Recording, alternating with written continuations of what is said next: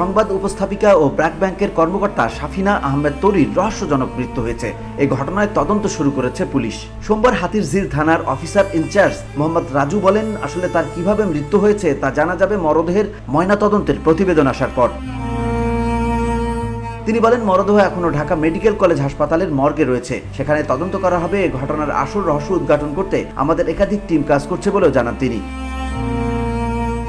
পরিবারের বরাত দিয়ে পুলিশ জানিয়েছে, সাফিনা আহমেদ চ্যানেল 24 ও আরটিভিতে সংবাদ উপস্থাপক হিসেবে কর্মরত ছিলেন। সর্বশেষ তিনি ব্র্যাক ব্যাংকে চাকরি করতেন। তিনি রাজধানীর ইস্কাটনে মা ও বোনের সঙ্গে বসবাস করতেন।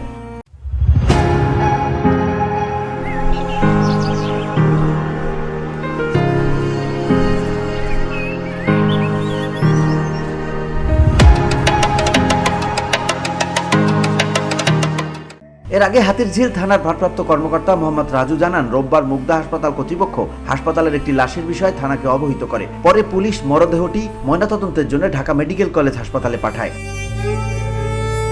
VOD Bangla news desk.